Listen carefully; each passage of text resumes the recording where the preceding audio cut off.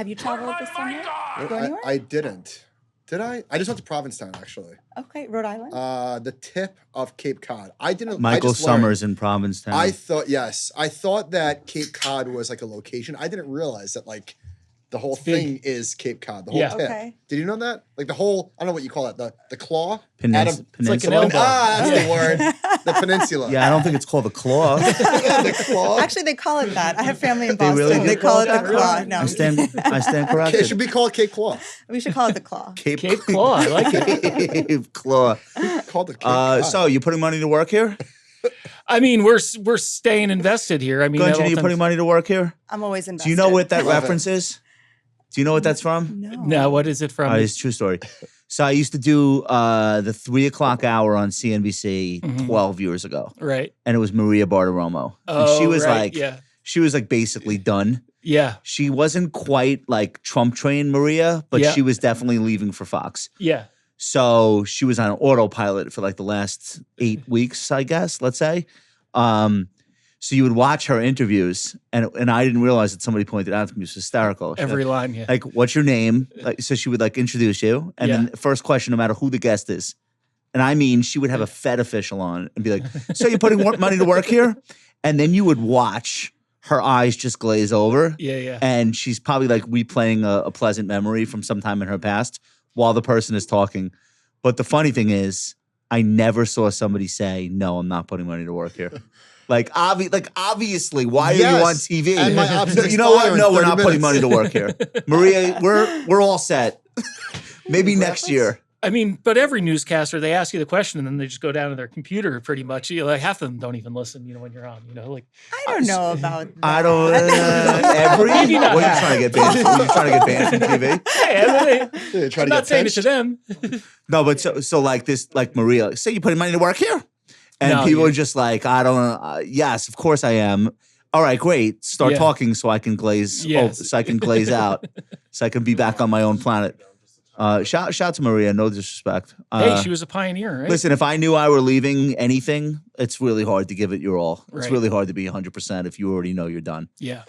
When are you going to be on TV? I feel like this is any minute. Your time is coming. No offense. I like mean, writing. I do like writing. You're a And great I like you're a great also- writer, but Thank like you. also I feel like you have a presence. You're, Thank you, Josh. And I follow you on Yeah. social. Right? Yeah. I am. I'm are on a pe- little bit. Yeah. Are people like every week like, hey, do a hit, or You know, the CNBC crew has been really, really great to me. I can ask tell me to they come love on you. all the time. And yeah, the producers are great. The anchors are great. The Okay. team there is awesome. You work with them a ton. yeah? Can I tell you one other story? Please. And then we'll actually do the podcast. The year is 2011, I want to say. And a young cub reporter from the Wall Street Journal, highly respected, she did incredible stories, Kelly Evans, comes to me and says, hey, I want to talk to you. I know you do a bunch of CNBC. At that time, I wasn't even a contributor. She's like, they offered me something. She's at the Wall Street Journal. She's doing like web video for them, which is great. She's like, what do I do? I'm like, well, it's TV. Go do TV. What do you want me to tell you? I don't have career advice for anyone. I don't even have my own career yet. Right. She ended up becoming like one of the best on-air people ever, I would say. Yeah, for she's CNBC. great. She's Yeah. incredible. Yeah, she listens. So she listens. But so she went to London and learned to do TV. Oh, okay. And then came back here and basically can do whatever she wants. But Right, she's right. Kelly Evans, No, ladies she's and great. gentlemen. She crushes it. I love her newsletter. amazing, I right? love her interviews. Yes. She's so smart. Yeah. Very Big friendly, fan. Yeah, you know. big fan. She's awesome. Anyway, I see you as a star. I can't imagine they're not calling you every single day. Come on Thank TV. you. Come on TV. Thank you, right? Josh. I'm sure if that's not happening yet, it'll happen soon. Guys, we have a packed show today. We are so excited to have you, Paul, for the first time. I can't believe we haven't had you on yet. What's the I know. what's the Thanks story for with having me. That's the first time you asked. that must have been it. Keep ducking us. Why do you keep talking to us? You're one of the first people I met in financial Yeah, commentary. No, So I met you through Scott Bell. right. Yeah, Do you exactly. Tell me if you remember this night. It was at Grand Central I Station. was in the Campbell apartment Yeah. at Grand Central. Yeah, exactly. Yeah. So Scott's like from LA. Scott doesn't know anybody, Right. but via email, he connects with like every financial blogger who's on Twitter. Yeah. And this is 2009. So there's like 10 of us. Right. 2010 or something. Maybe even earlier, wasn't it? So you and Justin were there. Yeah. And I'm guessing Lindsay, Yeah, Joe he was there. Weisenthal, Yep. me. Yep. I don't know who else. But that's the first time I met you guys. Yeah. No, yeah. There was, I feel like it was even before 2009, but maybe not. It's possible. Yeah. I don't know. I'm getting old. My memory's going. Tell me about it. So, all right. Well, it's Yeah. it's a real treat to have you. We're gonna Do we have put these on? Or put no? those on. Okay. Here's why I'm having you put those on. We're locked in. 3 claps, you're coming in. All right. Wait, I'm ready. Ready or not? Here we come. Hey, John. What show is this? Episode 125.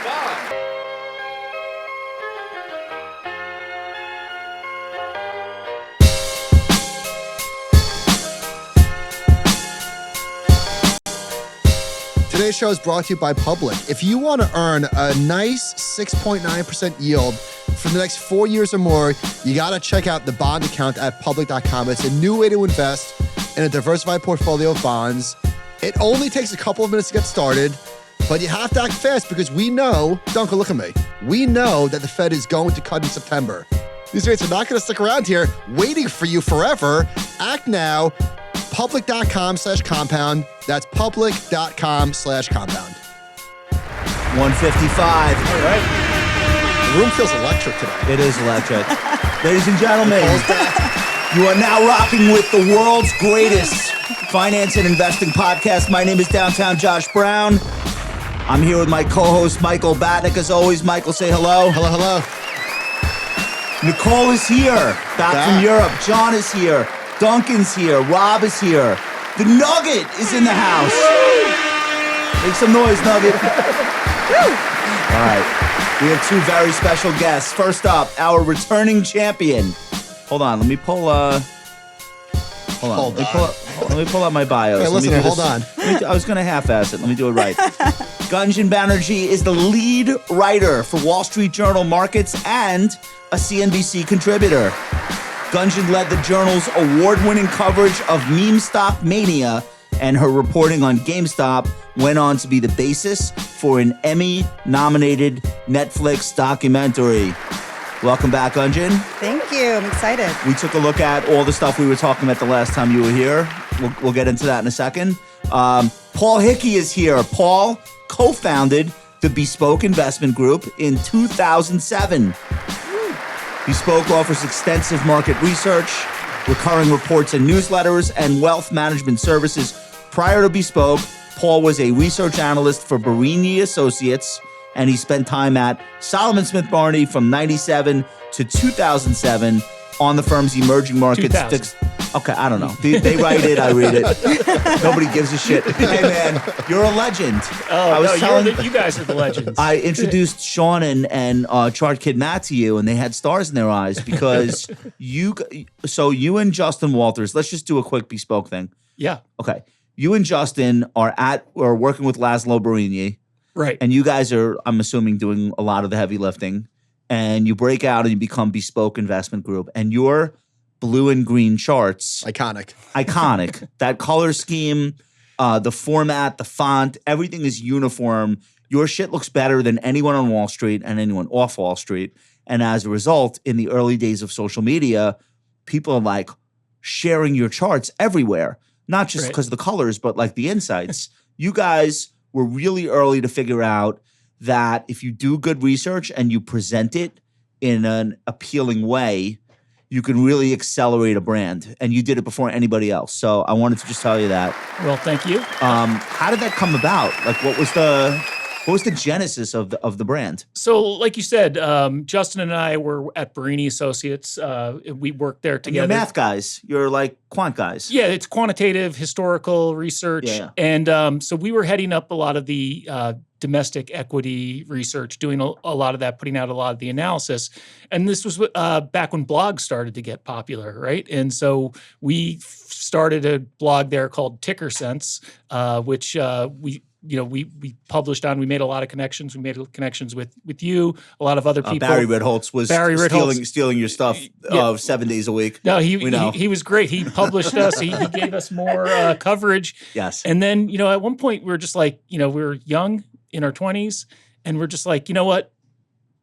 If we're going to, I want to sink or swim on my own. I don't want to sink or swim under the name of someone else. And so we're just like, if we're doing all this work, why don't we just try doing it ourselves? We were young enough that we were. You could take the risk and then get a real job if it didn't work. Exactly. And Okay. so it's funny. So the day we decided, I come home. I always tell this story. I come home and I go to my wife. I go, I have some news for you. And she says, oh, I have some news for you too. And I go, what's your news? She goes, I'm pregnant. And I go, Oh, great! I'm quitting my job. So then she says, what's your news? And I go, oh, nothing, forget about it. I got a hole in my pants today. So no, but she's like, no, seriously, what is it? I was like, later on, like an hour later, I was like, well, I was going to tell you I'm quitting my job. And she's like, you have to quit your job and do it. So she was, Oh, yes, wow. so she was like, All right. she was like, I have much more faith in you doing it on your own than doing what you're doing now. So, I think you should go for it. And if you don't, I'm leaving you. I love that. Yeah, Being so in a it's great. relationship with somebody that wants to take the risk with you, Exactly. like within reason. It's not the craziest risk on earth. You didn't tell her you're going to build a dam in Africa. No. But like that was the backup. No, but listen, I came from a situation like that. I had nothing. Right. I really had nothing to lose though. So I took less of a risk than you guys did. I was making no money, and Sprinkles is like, well, you better do something. So that was a little bit of a different conversation than your conversation. How old were you? 27, 28? So I was actually, I was about 30 at the time. So 30s. yeah. And this is what, 07, This was 08? 07. This was 07. Why do you look 12 years younger than me? I don't know. What's going on He there? doesn't eat Chick-fil-A for breakfast. It must be what it is. All right. Congratulations. That's Thank a you. long, Congratulations that's a long run. to you guys, though. You We're guys always ever impressed fight? by what you're doing. You and Justin, you ever disagree on anything, or you guys are pretty smooth I sailing? mean, we're pretty calm and laid back on that. Everyone's going to have their disagreements, but it's been going on for over 17 years now. So if you haven't thought about it yet, it's probably not going to be an issue. Exactly. That's so great. It pretty much runs, things run pretty smoothly now. And, we started out at a kitchen table, literally, and Justin was renting the house of the Melissa and Doug from Melissa and Doug Toys. The puzzles? They had a rental that's cool. property. So he was renting the house. First day, we're coding up the website, bringing it up, putting it up together. The guy, and we have the Met game on, and the guy, Doug, comes in and goes, "Oh, I love this. You guys are here." He goes, you got to turn that TV off though, because he goes, we started in 94, I believe it was 94, and we were watching the OJ trial during that, and we Oh my wasted God. so much time on that. He goes, I'd be a billionaire now if I didn't watch that OJ trial. I think he may be a billionaire. He now. might be a billionaire. Melissa and Doug? Yeah, but in 2007 they weren't. So he, Right. he said that kept us back years. Imagine if instead of starting Bespoke, you just put $10,000 into Nvidia. What's wrong with you? Or imagine you and Justin were like, tell us about the puzzle business. Right, yeah. Maybe that's what we're destined to do. Yeah, that would have been a lot more fun, right?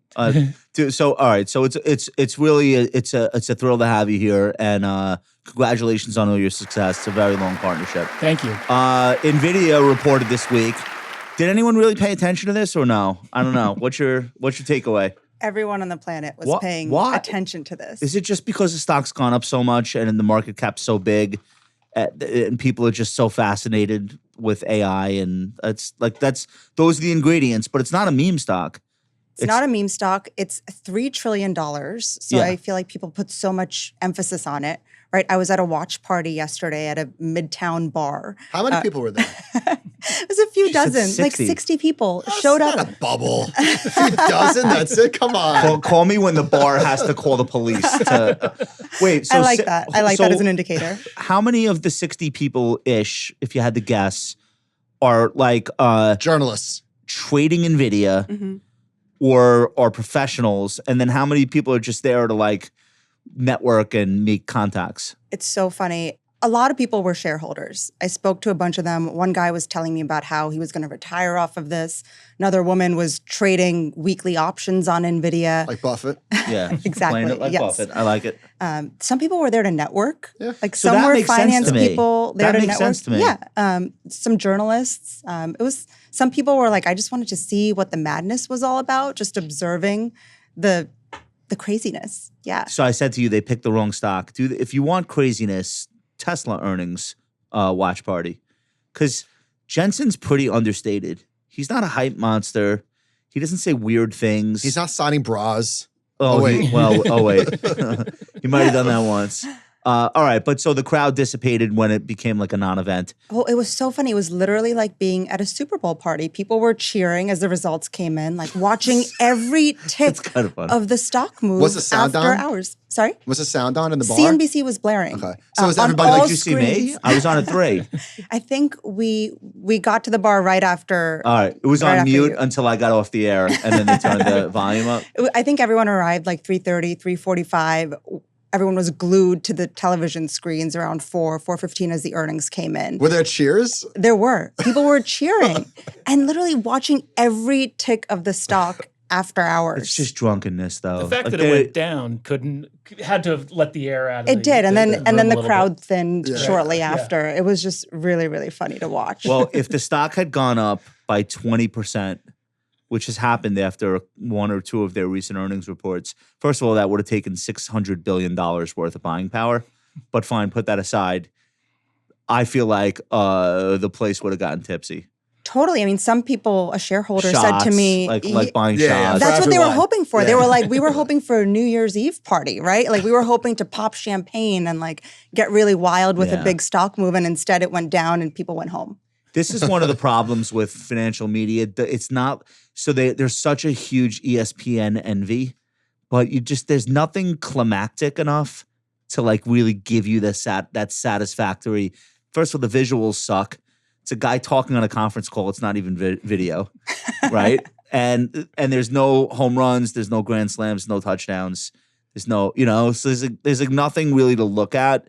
And then the second part of this is we price the news into the stocks. Nvidia's up 150% on the year. They had a great earnings report. Would you want it to go up another 150%? Yes. So this is the trouble with covering finance as though it's sports. It's not. So Right, and it should be. I mean, as much as you want to make it entertaining, and no faulting. we all do. the media we all networks for want it to that, be yeah. interesting. It's only so entertaining. Oh, did you see that buyback? 50 billion. I mean, at $50 billion, that's nothing. Right. I mean, HP announced a $10 billion buyback yesterday, which is actually something when you consider that. You market call cap. that a buyback? Right. Okay. So, but it's tough. But I like the energy behind that, the idea. Like, let's get everybody together and let's be social around our investments. I was rooting for that party to be. I wasn't going because I'm old. But if I were in my 30s, I probably would have stopped by. I used to do shit like that all the time. The thing is, I think this shows how investing has become more like entertainment for a lot of people, right? Yeah. Like the sports team analogies I heard while I was there, the options, that I heard about Oh, being Dan traded. Ives' quote on Nvidia. Did you hear what he said? What did he He say? said, this is like LeBron in high school. The best is yet to, that's Dan Ives said it in his All right, 40 trillion, here we come. I think he said He that on has TV some today. great analogies. He's the best. And what one Dan. investor said to me yesterday was, you don't have to, be rooting for the home team to come to the bar to watch Nvidia earnings. He wasn't even bullish. He just wanted to come, watch the It's a action. spectacle. Hey, can we put this chart up? Retail trades on Nvidia or retail trades tied to Nvidia. How do we know this is retail? So NASDAQ tracks this data of small trades, and they, Oh, go NASDAQ. yeah, it's What is this? Is it $8 billion per day of retail trades tied to Nvidia? So what we saw was ahead of the earnings, retail trading in the stock hit the third highest level in data going back to 2016. Wow. So there was a real mania underway ahead of the earnings. And it's bi-directional. It's people betting long, betting short. So it's so interesting because remember that awful day for Nvidia, early August, a little something happened in markets. The yen carry trade was exploding. Yeah. Nvidia. But also like Taiwan Semi, I think warned maybe a few weeks, this is like in June or something. the stock got Exactly. hit. Yeah, it had one of the worst days of the year. What we saw was retail investors piled in to buy the dip. Well, we'll see. We'll see. Like, when will we know what they did today? Because today was not like a really big dip, but the stock went down. Totally. I would guess that they were buyers. What we've seen is individual investors really like to come in and buy these dips. They're definitely buying. Every single purchase has been rewarded if you hold it more than 6 days. Totally. But we'll find out tomorrow. So we're recording this. It's a little bit after 3:00 New York time on Thursday. The stock is down a little bit less than 6%, which I feel like is notable. The Nvidia's last 6 or 7 earnings reports since that blowout quarter in early 23, the stock was flat to up. But guess what? The S&P is flat today. So I know it's only one day.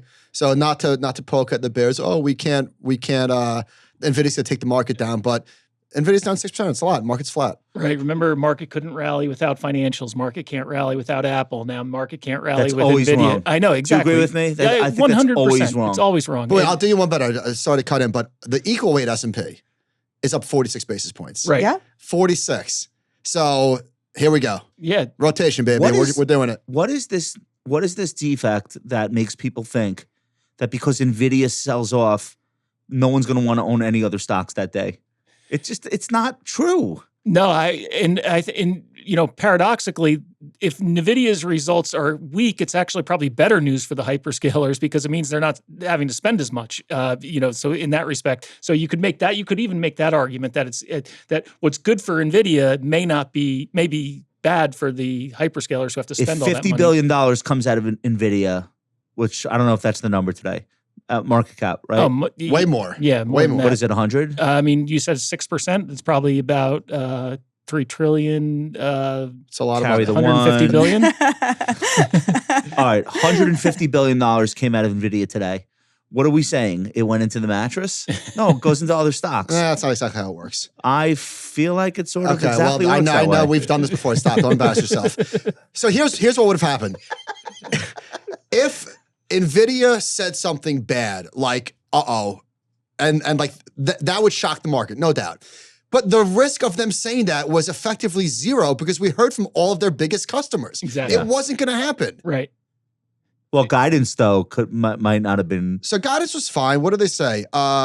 They said total revenue is expected to be $32.5 billion, plus or minus 2%. So where was it this time? So $30 billion. So I mean, the stock's down 6%, big deal. It's up 150% year to date. It's giving a little back. No, and I think, this stock has had an enormous run, and I think what you're saying, the S&P equal weight, since the S&P is basically flat since mid-July, it's down about maybe 1% now. The equal weight S&P is up 1% from that mid-July high. The NASDAQ's down about 5%. The semis are down about probably 17% now. So what looks like nothing's happened in the last 6 weeks, you've really seen this rotation in the market where you are starting to see some broadening out in the market. It's taken a long time for it to happen, finally. But it's a good thing. Dude, in August, I love that you said that. When Nvidia was down almost 30%, in August, this just happened. When it was in a 30% drawdown, the equal weight was off 4%, 5%. It Right. didn't blink. Right now, if you just look at the Qs, if you're only looking at the Qs, your assumption would be this has been a weak summer. Nothing's happened. If you own individual stocks, you have many stocks at or near all-time highs. Right. And every sector. Exactly. They're not just the tech stocks. They're No. the industrials, the utilities, Materials consumer is breaking staples. out. Think Yeah. about some of these themes. Utilities on AI spend. Drug stocks on GLP-1. You've got like a whole group of gigantic drug stocks that look good. Not the one I own, but everything else. Financials. Financials, the second best performing group on the year. You got Berkshire Hathaway became this week the first non-technology company at $1 trillion market cap. Very It's fitting. not an AI. Buffett's 94 years old. It's about time, It took him right? 94 years. What a all these bum. other guys have done it in 50 years What a or bum. less. I saw a chart. I can't remember from who. Maybe you guys. The highest number of components within either financials or real estate, maybe both, at 52-week highs in a couple of years. Like a lot of things are working outside of tech, Right. which is wonderful. Yeah, no, you want broad rallies, and people always talk about that. For the last 18 months, they've been talking about how, it's just a Mag 7, but now we're getting the broadening and they're saying, oh no, this is terrible because you can't rally without NVIDIA. I thought this was an interesting quote from Jensen. He said, generative AI, just taking a step back about why it is that we went so deeply into it. He says, it's because it's not just a feature, it's not just a capability, It's a fundamental new way of doing software. Instead of human engineered algorithms, we now have data. We tell the AI, we tell the model, we tell the computer what are the expected answers, what are our previous observations, and then for it to figure out what the algorithm is, what's the function. It's a completely new way of doing everything that we've done to date. And that's why all these tech behemoths are saying we're going to keep spending. You know, investors are freaking out a little bit about how much these mega cap tech stocks are spending on CapEx, on AI. But they just said in their latest earnings calls, we're going to keep doing it. They seem to be afraid to stop. It's an existential they're threat. afraid to stop. Exactly. Well, so one of the things that I think is interesting is the current CEOs of the tech giants, the hyperscalers, most of them, with the exception of Zuckerberg, were around as executives or even as low-level executives during the last revolution, and they remember all the companies that didn't make it. Like they remember the Compaqs, the Hewlett-Packards, the Dells, the first incarnation of Dell, Sun Microsystems, like the companies that blinked and didn't keep spending on CapEx and R&D and building, they just vanished. They went from being some of the largest market cap companies in the world to having no value.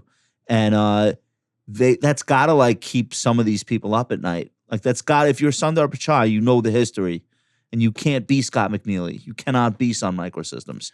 Right. And if your competitors are spending, and you can spend, you can justify it because you can say, look, they're doing it. But if everybody else is spending and you say, I'm not spending, and you end up being wrong, see you later. Well, also, these are free cash flow machines. What are the margins on these giant tech businesses? They can afford it. How many hundreds of billions of dollars are they sitting on? What's it for? That's a to good do point. more buybacks? Right. It's not spending in absolute terms. It's relative to what? What else would you be doing if not chasing AI? Raising their dividend even more? But it's just crazy how quickly we moved past the year of efficiency. Remember that? Yeah. In 2022, Zuckerberg talking about how he was going to cut costs, and here we are, 18 months later. It's the year of, oh my God, I better spend because everyone else is spending. Point. Exactly. And it is crazy because AI, Alphabet was an AI first company in 2017. Pichai branded the company as an AI first company. It was ChatGPT on November 30th, 2022, which really got everything going and got this whole, almost hysteria towards AI going. It's not a stretch to say that the S&P, where is it right now? 5,600. That had this never happened, it could be. I'm throwing out a number: 4,000, 4,500. Yeah, who knows where? I mean, there's an alternate universe where like ChatGPT didn't take the world by storm. And in that universe, the S&P is probably 20% lower. Well, we're in an earnings recession for sure without it. Right. Like in 2022. The things that we were afraid of would have happened. Probably. And Nvidia, of course, is not the largest company in the world in that scenario. Yeah, right. Nvidia, since ChatGPT, every earnings report since then was an earnings triple play, which is it reports better than expected earnings, revenues, and raises guidance. And like before that, it wasn't doing it every quarter. I think 7 quarters in a row now of that. So 78% of NVIDIA's revenue is now data center. Prior to this all happening, the stock moved on gaming news. It was a gaming company. Gunjan, the Journal did a piece on all of these NVIDIA millionaires, these regular retail investors that just bought the company 25 years ago. It was forget 25 years ago. 5 years ago, it was a different company. It traded on console. It traded on like... What even was it? PS5 is coming out, and people would get bullish on NVIDIA, I swear to God. And then it was a Bitcoin mining play. Totally. And now I was looking at some data, and without NVIDIA, the S&P 500's information technology sector would have half the earnings growth it's going to have for this quarter. So that would make a big difference. Yeah. But that's why I think people end up getting so hung up on this stock. Well, so what do you? I remember last quarter, or maybe the quarter before, there was this story floating around about how CoreWeave was some sort of like self-dealing vehicle that was set up with NVIDIA's backing to buy chips from NVIDIA because NVIDIA didn't want to be in the distribution business, so they wanted to have this third party exist, and they funded it. That seems to have gone away, or at least I'm not hearing about it anymore. What do you think was that just about people being mad that the stock had gone up so much, or were there like real hardcore shorts betting on that thesis? That's so interesting because I don't hear about that anymore either. No, it went away. Yeah, it disappeared. And so have all the shorts. we've talked about how all the shorts have disappeared in these Mag 7 stocks, right? No one wants to bet against them anymore. Well, there's easier ways to lose money. Like zero DTE options. Yes. Well, so to that point, like professional short sellers often make the point, they don't like go out there looking to punch the biggest guy in the prison yard in the face. Like that's not how professional short sellers think about their role. They're much more likely to be involved in a mid-cap company that's been super self-promotional and has shady, a shady past that people aren't aware of. In the case of Nvidia, the founder is still the CEO. It's well documented that their revenues are coming from the 5 biggest companies on earth. It's like I'm not saying the stock can't go down. I'm saying if you're a professional short, those aren't the inconsistencies that you're looking for. There's so many junky companies to short. Right. Why There's get a involved lot of here? shit out there. You can get a lot better edge on smaller companies than you can on an Nvidia or other mega cap that 80 analysts are covering. So there was a report today that OpenAI is looking to raise at a $100 billion valuation. And apparently the journal is reporting, sources say, this is from Walter Bloom tweeted it, that Apple's in talks to join the funding round. This is very out of character with how they behave, but it just goes to show, if this reporting is accurate, how big of a story and how big of a deal this is. Wait, truly. it's out of character for Apple to be investing in it. But especially alongside Microsoft. Apple's going to be their number 2 customer on Earth. It makes sense, but it's just corroborating how crazy this is. I think what's interesting is that there really is no alternative that Apple is willing to bet on, and they're not doing a bigger tie-up with Google because they're already so entrenched with Google. Chrome is the default browser on iOS devices. For now, at least, right? For now, Google Search pays them, I don't know, God knows how much money for that placement. I think it's like 20 or 30 billion. But they don't want to go deeper with Genesis, Google's AI product. They want to get in deeper with the one that Microsoft is already the biggest backer. That's interesting to me. I mean, I was talking to a venture capital investor recently about the private market for AI companies. He was just saying there aren't that many places to put your money. That's a good point. If you want a piece of the AI pie. And I think this is what that shows. Because these are so capital intensive. How are you going to compete with a company They're already that's flaking raising off tens of billions of dollars? It costs so much money to build these things. And it's still so early. Yeah, there were a few notable AI founders who sold themselves because they realized like there's going to come a time where we're going to have a $5 billion CapEx budget and it's just not doable. So the weird thing is that every time there's a new wave, a new hype cycle, there's like a new set of winners. And yeah, there'll be winners, OpenAI and the others. But it sounds like the Mag 7 companies, at least a lot of them, are going to be some of the biggest winners in this new hype cycle.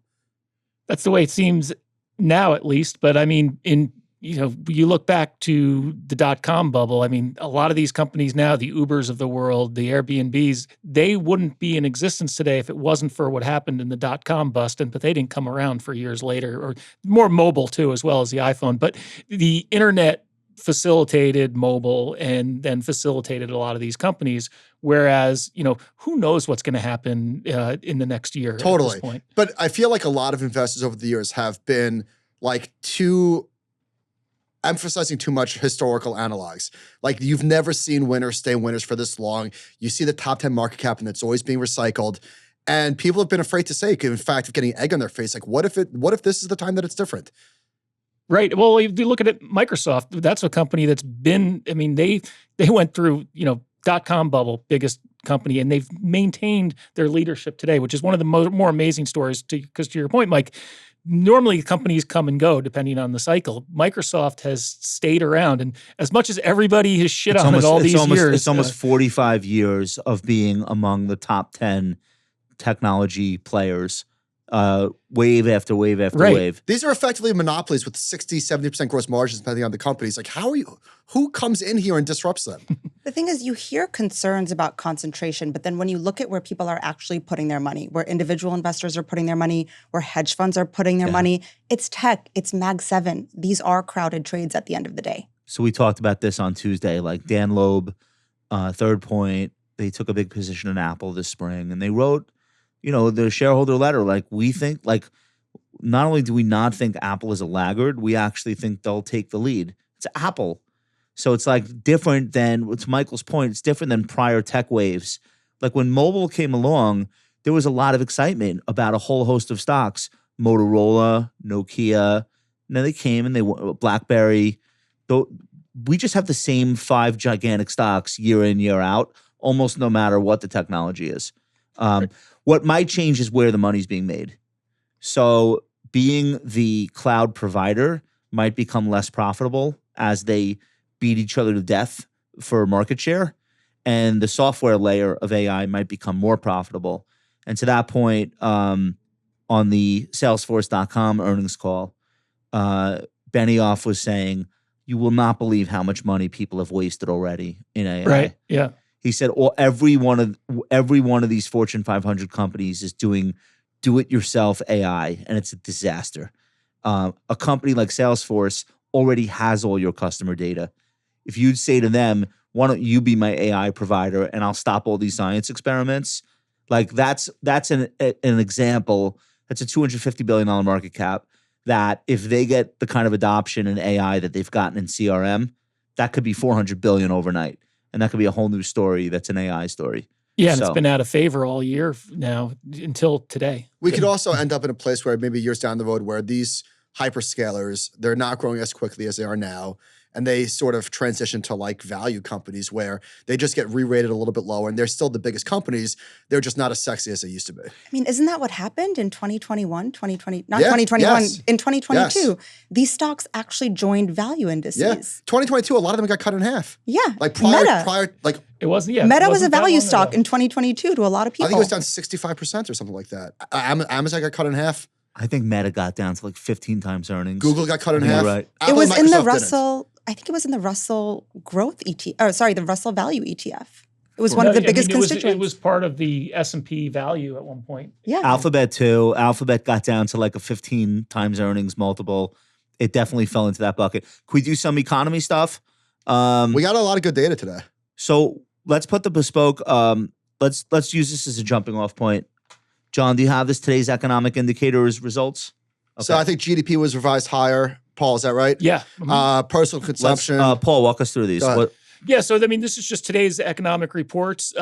Green means better than expected. Red means weaker than expected. Blue means in line. One of the, so a good report. And you see the inflation data, a red dot. People always say, you're showing a red dot. It's But it's good. But it is good. But if you say higher than expected inflation, is that good? But like, so people always talk about it. But That's a green dot, Paul. Come on. this is great data today. And we saw it I think it was exactly last Thursday, we saw another similar set of really good data. Wait, start from the bottom.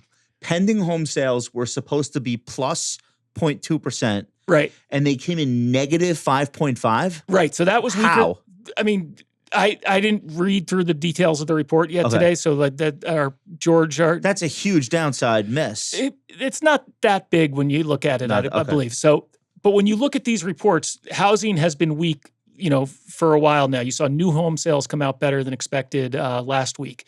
But so the deal here is you have this situation where we came into the last 2 weeks, about 2 weeks ago, everyone was worried about the economy falling off a cliff. And is it going to get a lot weaker here?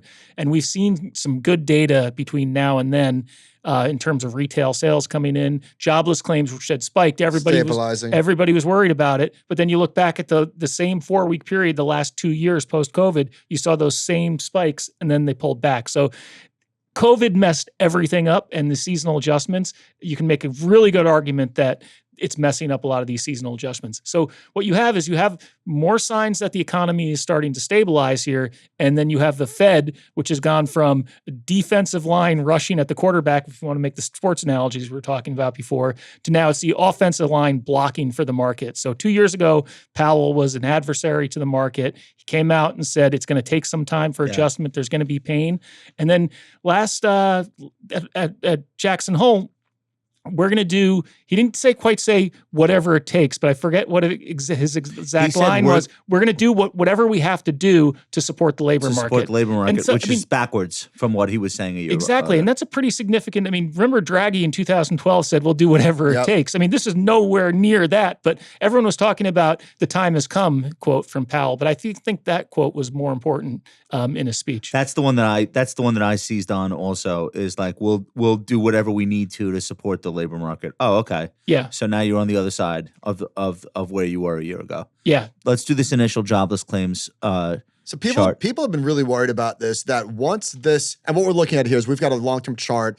We're still way below historical average, but nevertheless, the notable thing is that once this chart starts moving up and to the right, it usually, the momentum builds and it usually doesn't stop. What's the red moving line, up. Mike? Is that the point of no return? That's the average.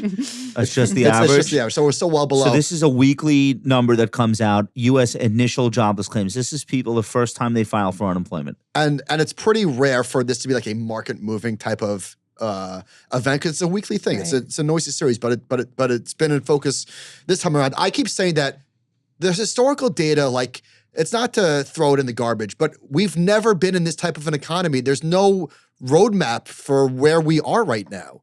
And that's why I think so many people have gotten it wrong, because it looks, based on the data today, this week, as Paul said, it looks like we're headed towards a soft landing. And how many people predicted that? None. I mean, we had a GDP revision that fears about the economy from early August were so short-lived. And yeah, now the Fed is on track to cut rates in just a few weeks. I think even the Fed is more surprised than anyone else. They're like, can you believe? Yeah, I think they can't believe it, honestly. Since they started hiking rates in 2022 in the first quarter, the U.S. economy in total has grown 5.5%. And they tried to slow it And down. they tried to kill it. And we said, nope, we're spending. Yeah. You can't stop The German us. economy over that same period has shrunk by 0.3%. Wait, stock market has added $5 trillion in cap. Jobs growth has been like, you would have thought the Fed had been easing.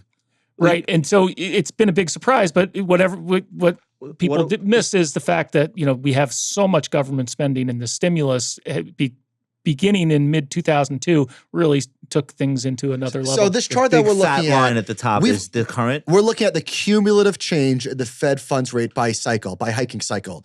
We've never done this before. We've never raised rates 525 basis points. That's a great chart, Gunjan, right? It's a really good chart. Yeah. And the economy didn't respond the way we thought it would. I mean, the housing market did, but because it's the speed and the magnitude that stand out about this particular hiking cycle. So, Paul, they tried to slow us down and they couldn't. No, they tried to.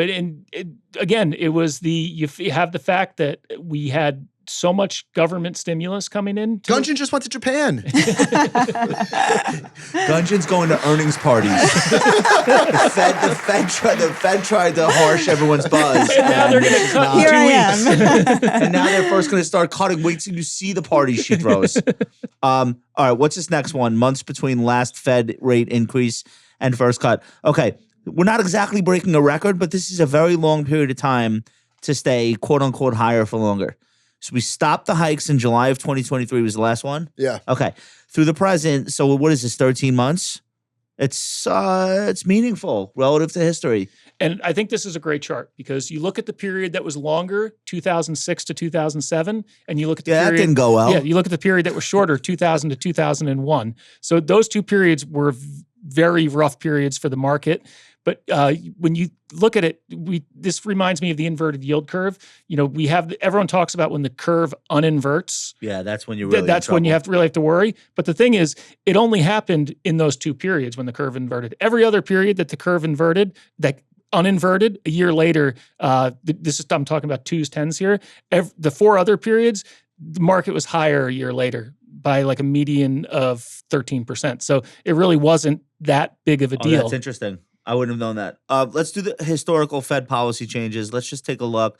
So this is the actual Fed funds rate versus the size of the hikes and cuts. So which is on the bottom. Oftentimes when they cut, it was in response to an event inside the market, inside the economy. Holy shit, we have to do something.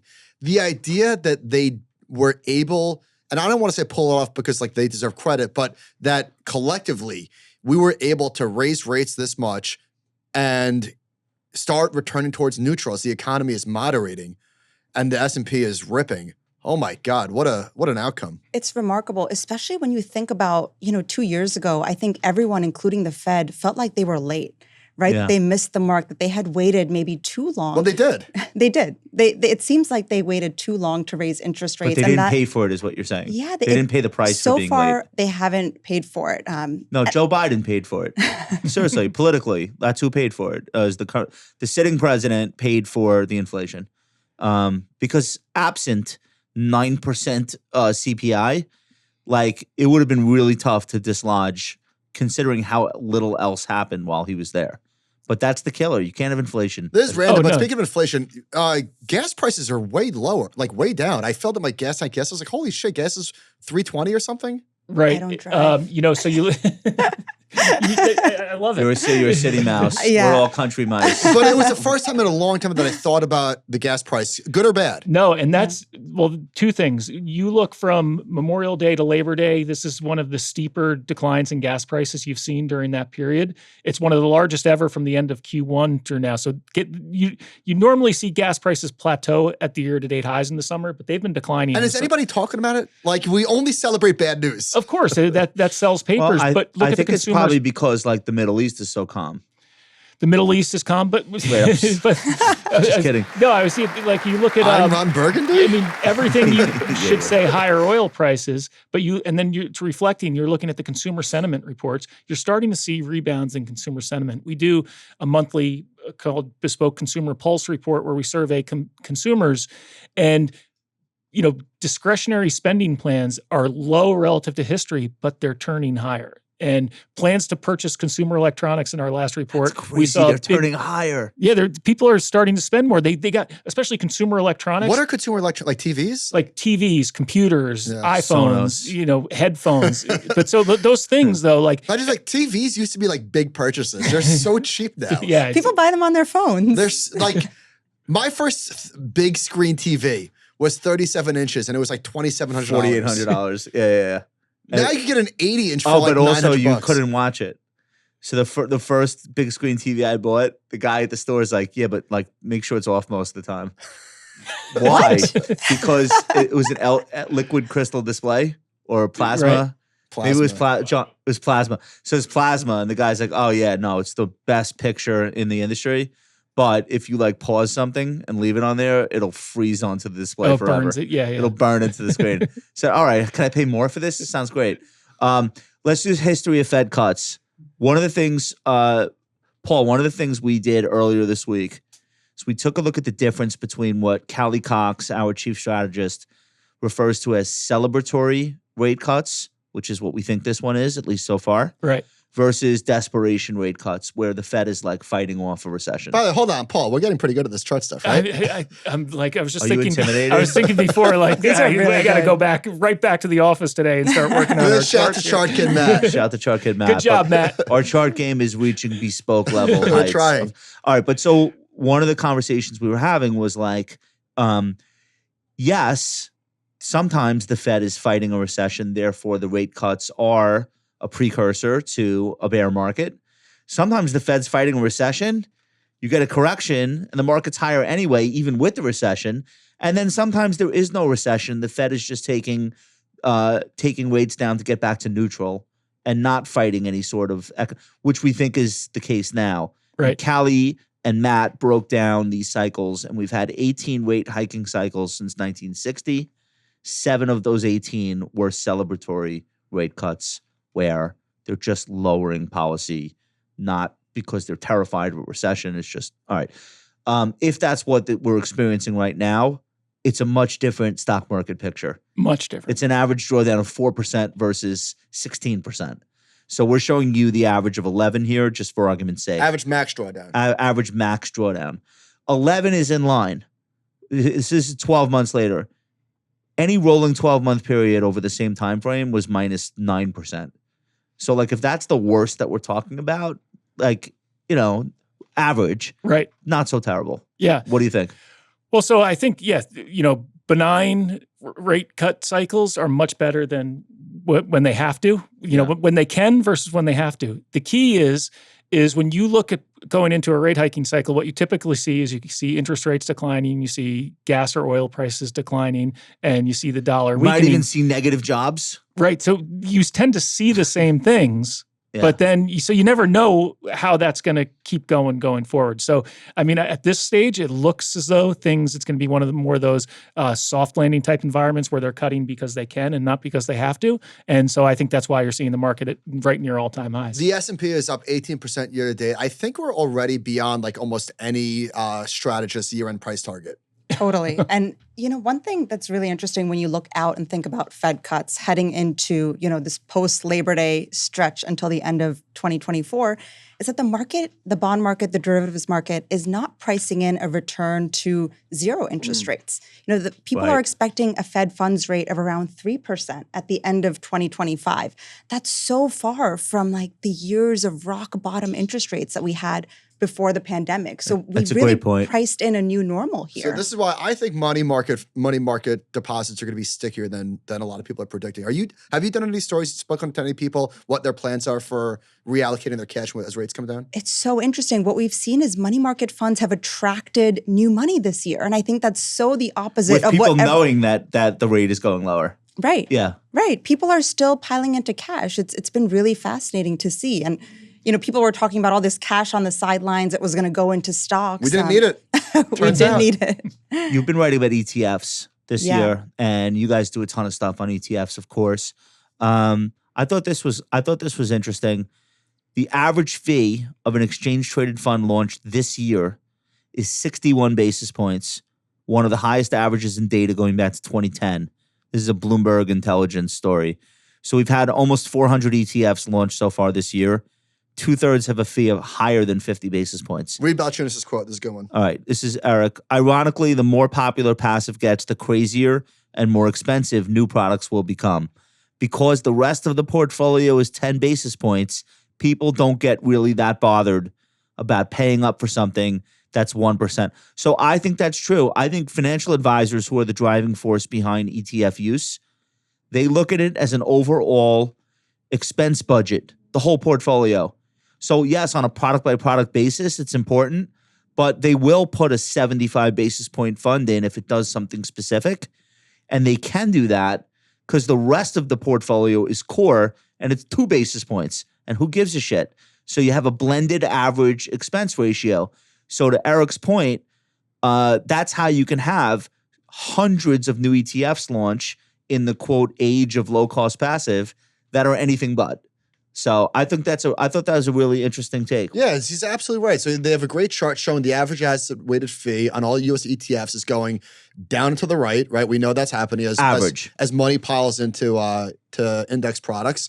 But the average new ETF fee, it's something different. And people don't give a shit. If it's 4% of my portfolio, I don't care what it costs. If I'm having fun, if I think I can make a shitload of money, I don't care what it costs. So a great example of this that Eric tweeted about is MSTX. It's the 1.75 times MicroStrategy ETF, which is effectively like a leveraged Bitcoin exposure. It's 129 basis points. It's 1.29%. Nobody cares. It launched on August 14th, and it's got, I'm looking at wide charts, it's got $148 million in it already. And you know what's even crazier about that? That's more assets than half of all ETFs listed on U.S. exchanges. Is that right? Wild. And 2 weeks old. Yeah, so I mean, you have to ask yourself, with ETFs... Well, wait, you don't care about the 1.29%. You're trading it. Because you're not going to own it long enough to get charged. And the stock MicroStrategy moves 10% a day. Okay. I think they could charge 400 basis points. People wouldn't care. I mean, you have to ask yourself, I mean, ETFs are, don't get me wrong, they're a great tool, but Wall Street takes all these good ideas and ruins them. How can we make this a bad idea? Like you look at credit default swaps. I mean, remember those? I mean, those were for insurance companies or corporate companies to hedge certain exposures. Then options trading, futures, 0-date options. You were just talking about those before, Gunjan. But so they become gambling and such, and then you see these ETFs, like I was saying, half of all, there's more ETFs on the market now than there are individual equities. So like, it's too much of, there's such thing as too much of a good thing. And these leveraged ETFs, these, all these crazy strategies, like you were saying, Mike, like, yeah, sure, maybe you can make a ton of money on it, but most of them, besides ARK, they're money incinerators. For about 2 years. Yeah, they're money incinerators. Yeah, these leveraged ETFs. This is what Bogle was afraid of. Gunjan, you've been writing about this. I want to put your chart up. This is the assets in leveraged and inverse ETFs. I don't know when you did this story, but to me, this was in July. This is one of the biggest stories of the year. The traders piling into inverse and turbocharged ETFs. What are you seeing out there? It's so crazy. It's 100 billion plus this year? Yes. Assets in these leveraged and inverse exchange traded funds hit more than 110 billion this year. That's on track for an all-time high in data going back to 2008. And people are eating these up. People are eating up these super risky ETFs. They want the inverse Tesla products, the inverse Bitcoin products, the NASDAQ products out there. I was at a wedding party recently. This really smart guy, works in crypto, is an engineer, says to me, I have a pretty conservative portfolio. It's only in Bitcoin, no meme coins, so only index funds. Only blue chip crypto. Exactly. Blue chip crypto, index funds, and levered funds on the S&P 500. And he considered this a conservative portfolio. So people's views on risk have changed, and that's what this chart That sounds generational to me, though. It is. I try to keep my habit to heroin. No I was going to say that's not a 45-year-old. That's a 31-year-old. I'm surprised how many 45-year-olds I talk to as well who are buying SQQQ, TQQQ. Those are the leverage products tied to the NASDAQ. But are they holding it though? Yes. Some of them are holding, some of them are trading them in and out, and you're not supposed to hold a lot of these products. I credit to these companies. Listen, they are very explicit, and they shout from the rooftops. These are trading products. People seem to not care. They're not obscuring it. They're shouting it from the rafters. Right. It's a selling point. Yeah. Are you a trader? This is for traders. But I remember early on in my career that was not explicit. And if you were recommending these as an advisor, you had to get a special letter signed by a client. I acknowledge that the leverage means this could experience negative compounding. I acknowledge that these are not meant for long-term investing. Like you would have to get somebody to sign off on that. And some firms just ban them outright. Do you remember FAS? It was the triple leveraged inverse financials. And FAZ was the other one. Yeah, one I forget which was. FAZ was the bear. That was the bear. That was down in 2008. Wow. Yeah, because of that negative compounding. Right. What kills you on these things is the churn. It's not the up and down. It's those periods of time where they do nothing. Right. And every day it's eroding the NAV. Well, when it's plus 10, minus 10, plus, those are huge. You bleed a ton because the volatility is like a tax on those products.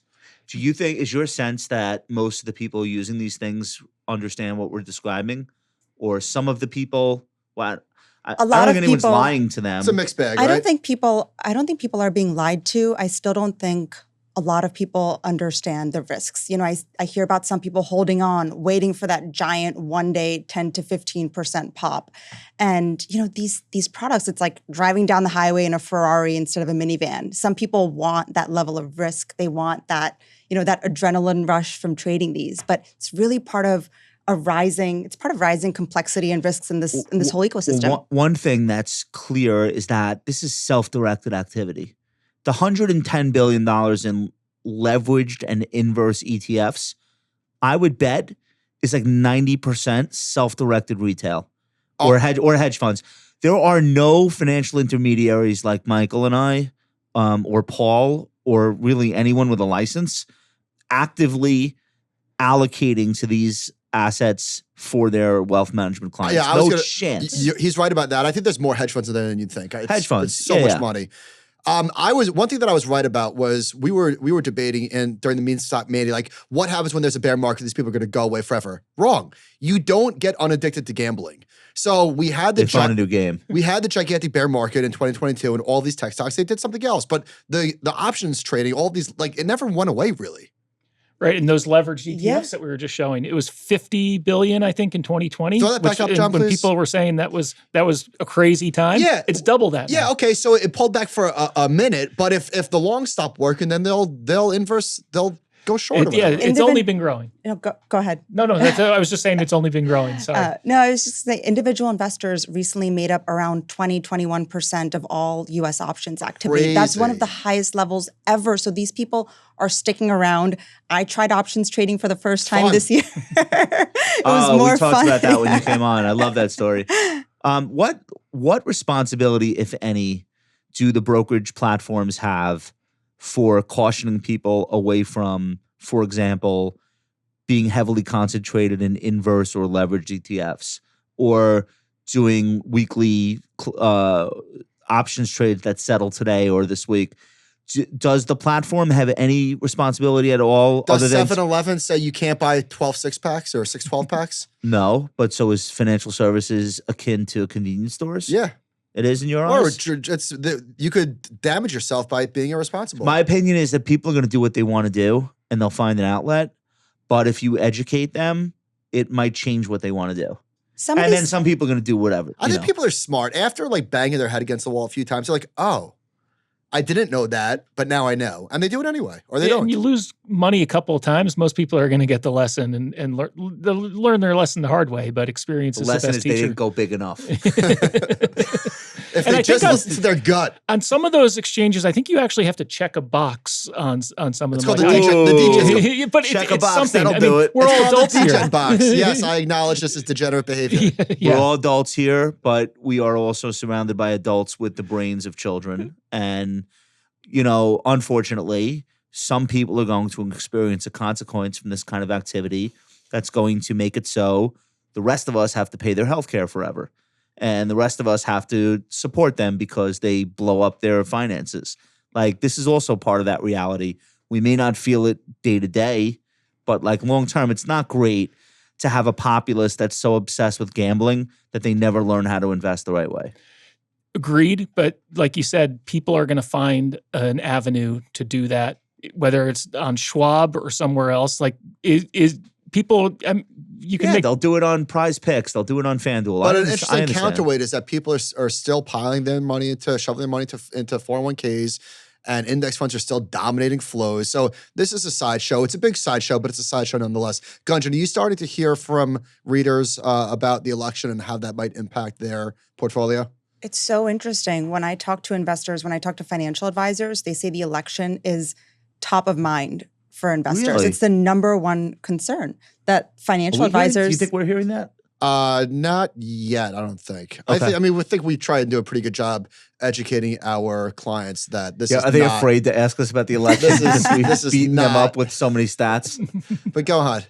No, I think it does come up among investors. And, my colleague Greg Ip had a really good piece recently where he mentioned that regardless of which economic party you look at, both of them seem to not really care about economic principles right now, right? When you think of tariffs, you think of price controls on both sides. These are not principles that economists usually support. Yeah. And maybe that's part of why people are getting nervous about this. The good news is that I don't think either side intends to do any of the things they're saying. Like, I'm trying to believe that Kamala Harris does not, in fact, want to slap 45% capital gains taxes on the investor class. So I know there are some people saying, oh no, she only means it for the top whatever percent. And it's like, all right, today, what is it a month from now? So I'm trying to believe that's not true. I'm also trying to believe Trump doesn't want to go back to tariff land. So whoever ends up winning. But Paul, you're making a different point here. You have a chart. Don't get political. Send this to Barry Ritholtz.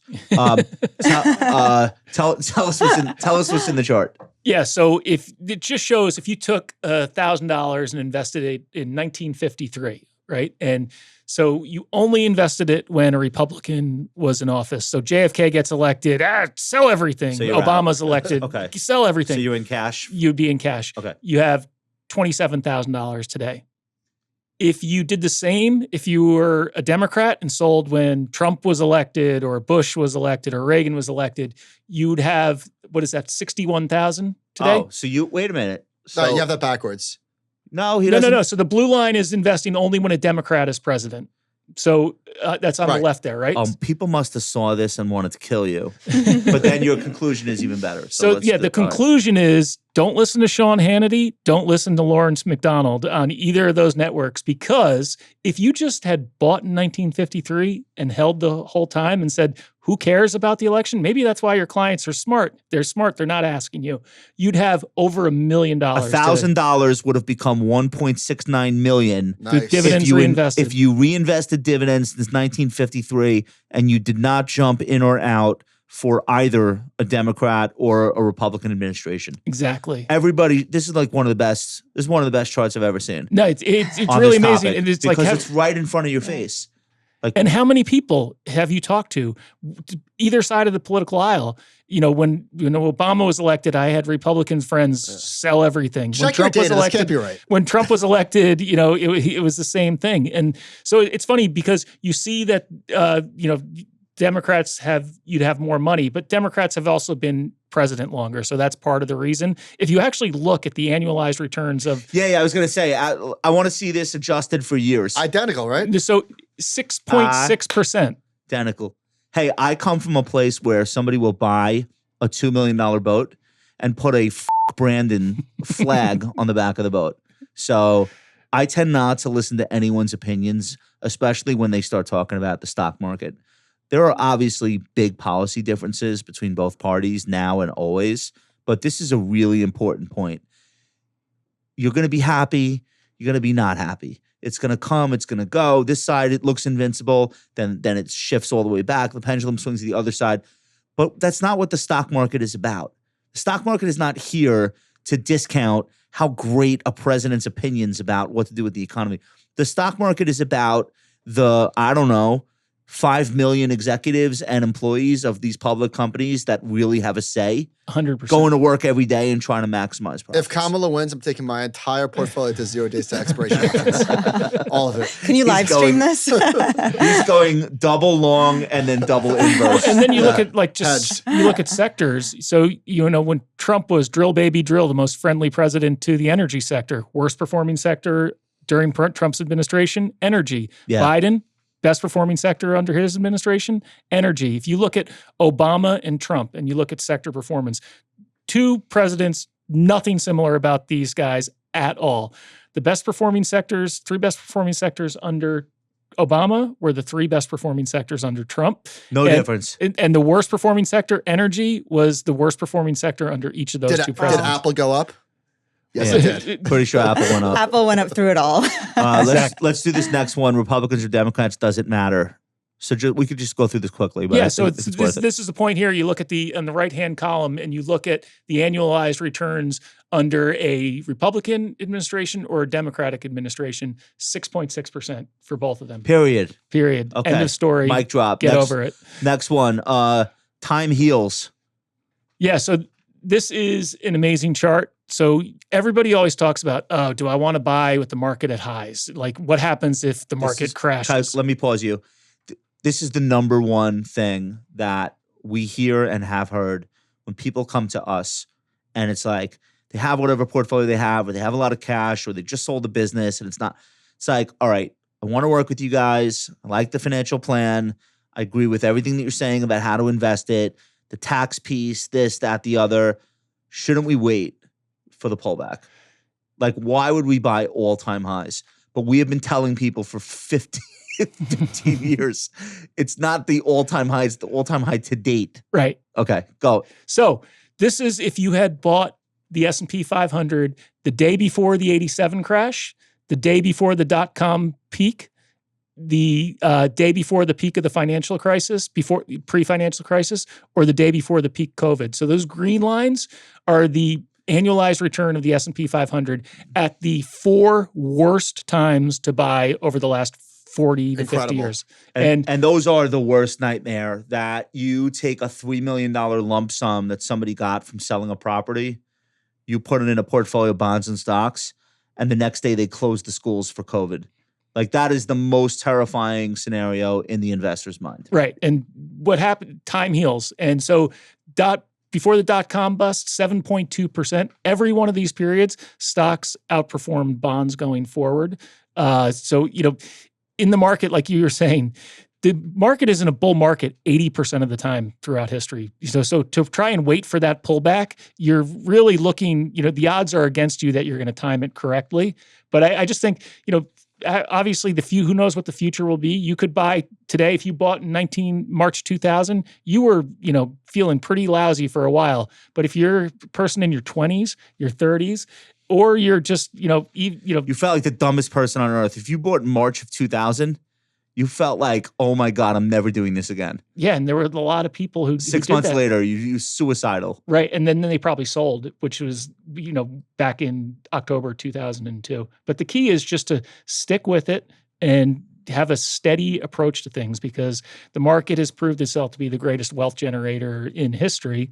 And, that may not be the case And in if the the future, market- but for hundreds of years, it's been If the the case. market falls 10%, you just lever long and you get back to even. Am I Buy right? the dip. You buy the triple level. Here's the last thing I want to do today. Tell me if you guys believe this. John Foley, the co-founder of Peloton, revealed this week that he lost all his money after leaving the exercise equipment company in 2022. So he started the company in 2012 and he exited in 2022. He had quite a moment of time to be running Peloton. But he told the New York Post that he basically had to sell he's 53 years old and he had to sell all his assets. Like he's saying he's lost everything. Does that seem likely? I have to think he has some money somewhere. There's no way. There's no way. way. There's no way, right? Here, at its apex during pandemic lockdown, Peloton was valued at, tell me if you remember this, 40? $50 billion. Oh my God. Hobbled by overproduction, recalls, bad press. Do you remember the Sex and the City spinoff? What was the name of it? And just like that. And just like that, episode 1, season 1, Big, the lead male character on the show, dies on a Peloton. So that's not great. I remember that. I remember after that episode, and the stock actually tanked because of that. It literally did. That was the plot point that opened up the show. Is Big keeled over on a Peloton. All right. The stock had a huge week this week, but here, while Foley spends his summer weekends in the Hamptons, he has downsized twice, selling a $55 million East Hampton waterfront home on Further Lane. For people that don't know, Further Lane is probably the most expensive real estate on planet Earth. I would guess, like, per square foot. Okay. I'm working hard so that I can try to make money again because I don't have much left. I'm hungry and I'm humble. And I don't blame him for any of this stuff. Does he want to be an advisor? Is it likely that he lost all his money? Well, he's still weekending in the Hamptons, it said, right? He might not be on Further Lane. Maybe he's on Egypt. I don't know. I feel thought like it was interesting how he said, my wife's super supportive. My kids are probably better for it. I thought that was the best line of the whole story there. It's so important on so many levels. You got to keep your kids grounded, but also you can make all the money in the world in the stock market and you can do all that stuff. But you come home and your family hates you, you're screwed. He said Peloton shares went from $170 to $2. With that type of delta, I don't trust the public markets to get the pricing right. Peloton is a $40 or $50 company from my perspective today. The stock's $4.50 right now. Obviously, he's a lot of right, shares. If he's right, this is a 10x, and he doesn't need to do anything other than hold the stock, and he'll be fine. That seems a little bit far fetched. Anyway, I bring this up because I sort of feel bad for him, but I also sort of feel like he's not out of money. If he is, then he needs a financial advisor. Because this thing was worth $50 billion. Is this a sales pitch? I'm just saying. I'm just anyway, he has a new startup. That's why he's doing press. Shout out to John Foley. Sorry, dude. So the Sorry market, things didn't work. the I mar- really did admire how open he was about that. Yeah, no, listen, enough respect. Think about how many people have never even gotten to where he is now, let alone where he was at his peak. I don't think he was doing anything egregious by being the CEO. Not at all. The company just had trouble. None of it was, I don't think it's his fault that COVID happened and people were exercising at home. I mean, the company probably had some So the missteps. pandemic pulled forward 100 years worth of demand into 3 months. Right. And they couldn't make the equipment fast enough. And then by the time they could, they had too much capacity. Nobody wanted it anymore. That's it. That's the whole story. And I don't think that's his fault. That's what it was. So, all right, you guys have fun on the show today? Oh, it was great. Thanks for having me on. You got any fantasy football picks? I was just thinking my draft is coming up next week. The draft is tonight. Your draft is tonight? For Ritholtz Wealth Management. Okay. Yeah. Who do you like? I need some help. We have $300 worth of Shake Shack being flown in. Ooh. And we got 10 people here ready to draft. So I like it. my son will be running my draft because I'm not good at that stuff. So I think Daniel Jones is a real, yeah, he's a comer. under the radar. He's a comer. I like it. the S&P closed exactly flat today. Seriously? Okay. With Nvidia down 6.5%. Dude, amazing. I feel like that's a huge victory. That's poetic. Wow. All right, let's do favorites and we'll let you guys out of here. Gunjan, go first. What do you got? Wait. Oh. we have a little something. I'm so sorry. We have a little something for the birthday boy. Look at this. Duncan is getting closer and closer to 40 with each passing day. What is the vegan happy birthday song? I don't know how does it go? So Duncan, we got you. Rob got you. Thank you, Rob. A vegan, gluten-free, dairy-free, and kosher. Wow. This cake Birthday is cake. This Check cake all Can I have a boxes. slice, please? this cake is beautiful looking, and it's about 80% seaweed. That sounds great. Yeah, Thank no. you. Thanks, Rob. Happy birthday, Duncan. Happy birthday, dude! Thank you. I'm By just the way- 37 for the record. Oh, you're 37. And by the way, Duncan's 5th anniversary. Fifth anniversary. Wow. Look at this. Duncan's 5th anniversary at the compound was on his birthday this week. 5 years. So, dude, Wow. thank you on behalf of all the fans, the listeners, the viewers, thank you so much for everything that you do. Happy birthday. The Compound Nation loves you. Thank you. Thanks. All right. Happy birthday. Did anybody watch? It might be the number one movie on Netflix. It was number 2 the last time I looked. Incoming. No. What is that? It was hilarious. It's about a bunch of high school kids. They go to a party. We haven't seen one of his movies in a while. It's been a minute. Bobby Cannavale makes an appearance as like the teacher that parties with the kids. Okay. And I laughed out loud a few times. And Robin goes, "What are you laughing at?" Wait, so is loud?" it a comedy? It's or comedy. does everyone get killed? It's comedy. Oh, No, okay. it's not a horror movie. Okay. It was very funny. Highly recommended. Hour 30 was great. Very fun. Okay. Check it out. I'll check it out. Incoming. Incoming. Incoming. What do you got for us? So I finally read this terrific feature by the Washington Post on OnlyFans and like the economic engine that these sex content influencers have become. Have you seen Paul's OnlyFans while we're on the subject? Can I plug it on the site? You can plug it on the site. We're going to link to it. Go on. I have not, but it got into one of the influencers and how she's really built an empire. Like she has an army of people working for her, doing chats, helping Who with is it? production. I forget her name, to be I'm honest. a married man. I don't even know what OnlyFans is. All Check it but out. No, there's real money. Like obviously there is. The question for me has always been like, there's no shortage of supply. Like, how do you stop everyone from having an OnlyFans? And then at a certain point, like, how does anyone make money? So I think in the influencer business, and this is what the piece got into on OnlyFans, it's really like a top winner takes all environment, everything where else. like the most popular influencers Like make everything else. yeah, Yeah, like I most can they're see the that. Mag 7. The Mag 7s of OnlyFans are raking in all the money. Right. So like everything always organizes itself this way. Even in a thing where there's no barrier to entry, people will find ways to stand above. Sometimes that means they just got there early. And that's a big phenomenon with social media. So I got over 1 million Twitter followers. If I had started 5 years later than I did, there's no chance. Throw me a retweet later. I don't even tweet anymore. But like I was there in 2009. Nobody else was. So I got to like a critical mass before anyone came. And then all of a sudden, I'm in the algorithm suggestion engine, like follow Josh, follow Josh, follow Josh. Like full disclosure, like that's how it works. And I would imagine something like an OnlyFans where there's no barrier to entry. Anybody can start. Being there early must be important. And then making it your full-time job is probably important. And then I think some of these people like cultivate their fan Are bases. they going to be like a public company? Like, what's their revenues like? It'll be fun to see, right? Well, I'm sure like their valuation must be astronomical. The comp to them is Patreon?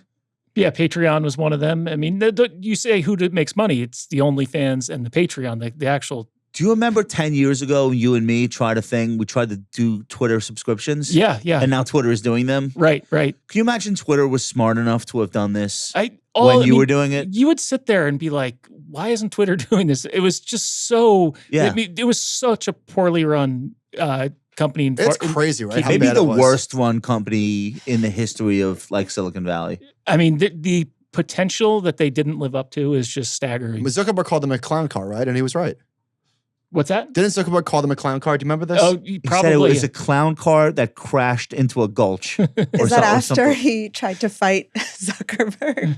No, Zuckerberg Mark said this. Mark Oh, Zuckerberg Mark said said Elon that. bought it. Okay. Yeah, he was Yeah, right. got it. He was right. All right, so it's called Inside an OnlyFans Empire. It's on Washington Post. Yes. All right, I'm all in. I want to read that.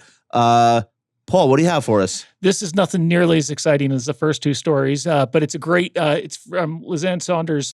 It has something for everyone. For new investors, it has it reinforces the point that the market isn't necessarily just about profits, sales, revenues. That's a big part, but it's psychology. Who And wrote this? This is Liz Ann Saunders wrote This it. is an article on Schwab.com. Yes. So it's- anybody can read Anybody this? can read it. Oh, Liz Ann's great. It's got a great number of books to read, like if you're a new investor, but also for professionals. It talks about how, she talks about the first time she was on Wall Street Week with Louis Rukeyser, and he said, "Are your parents in the industry?" She said, "No." And then he said to her, when you come out and talk, make sure that they understand what you're saying about. And so much on Wall Street, we get caught up in this jargon and this BS, and people can't even explain what they're trying to sell.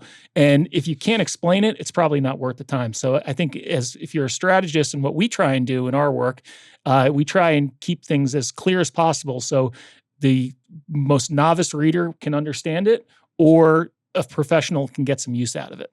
It's interesting. Like Liz Ann represents one of the largest institutions in America, but she goes out of her way to make sure that when she's saying something, the majority of people listening can process it and possibly put it to use.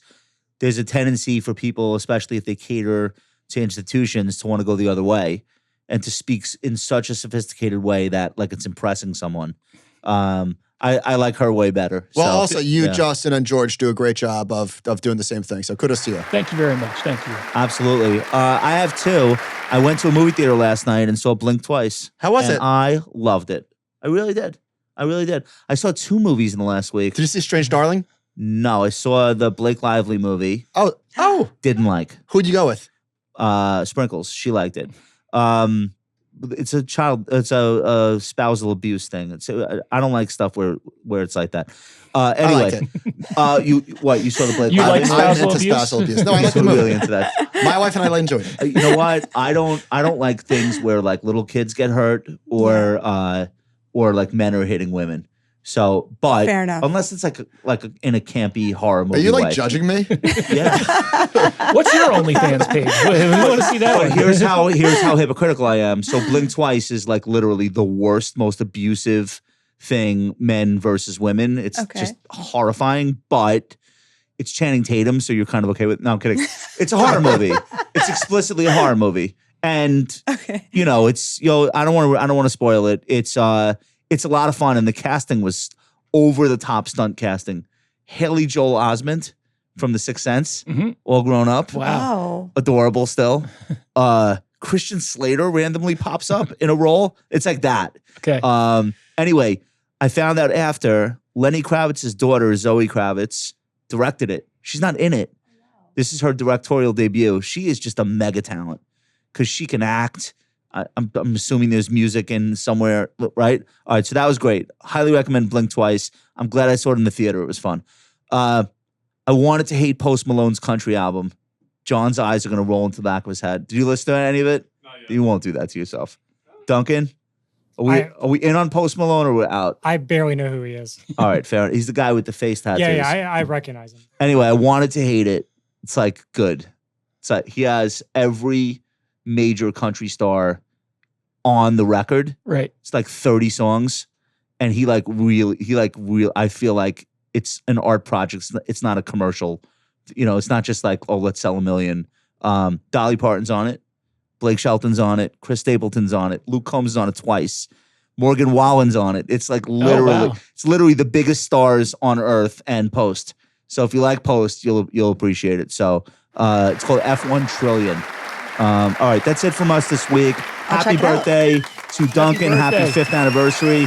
Guys, I want to tell the audience where they could follow your stuff. Gunjan, of course, you're at the Wall Street Journal. What's your title? You're the lead markets writer? Yep. So when you guys do the Market Live blog, you're kind of overseeing that. Yep. Okay. So that's a lot of work. And that's every day. It's fun. Yeah, I Okay. get to write a lot about markets, do features. It's been an Okay. awesome gig. Okay. And are you putting money to work now?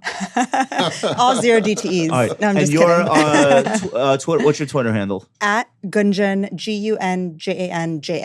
Awesome. Thank you so much for coming. Thank Appreciate you it. for having You're now me. a 2-time champion. I love So, it. All right. And Paul Hickey of Bespoke Investment. Where do people follow Bespoke and where do people follow you? So Bespoke, it's bespokeinvest.com and it's Bespoke Invest at Twitter. So we post on those pretty frequently, and so that's pretty much it. You guys are the OGs. Well, right along with you, we were I'm there. sure Kid Matt is nipping at your heels, but you guys are still the OGs. Much respect. We're Bespoke watching. is amazing. We're looking over. You guys do incredible work. We really Thanks. appreciate it. We learn so much every time you post something. So thank you. Thank you. Thank you. Guys, thank you so much. Great job this week. Duncan, happy 5th anniversary at the firm. Happy birthday. Rob, Nicole, John, Sean, Chart Kid, Matt, Daniel. Graham, Daniel. Great job this week, everybody. We'll talk to you soon. Thanks again.